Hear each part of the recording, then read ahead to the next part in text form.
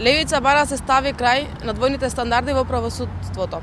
Нашите членови се теретат за учество во толпа, која што се спротивстави на противправната аболиција на председателот на државата.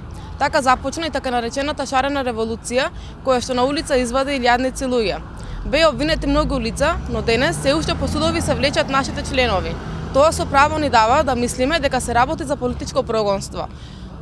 Ние знаеме дека нашите членови се гонети од претходната влада, но не разбираме што е ова денес, бидејќи ни ветуваат дека ќе дојде живот, но живот не дојде. Ова наликува повторно на режим, бидејќи прогонот се уште трае.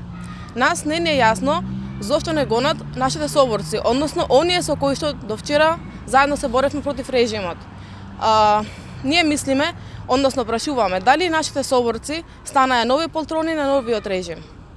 Велат дека судството е независно, но според ова што нашите членови само се влечкаат по судови и во рочишта кои што немаат крај, со право ни дава да мислиме дека судството воопшто не е независно, односно дека се сменале само нарачателите на судските пресуди.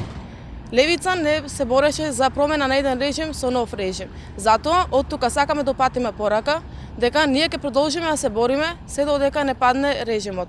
Значи денес имаше рочиште против мене и против Марек Грандемир. Сега сум рочиштава, да. Добро, неговото е доправа. Значи во однос на рочиштето денес повторно имаше промена на судијата по трет пат.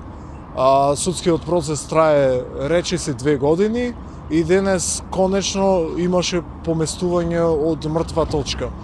Дали што тоа значи за 2 години да еден судски процес тргне од мртва точка, што тоа самото кажува за состојбата на судството во која се наоѓа Република Македонија.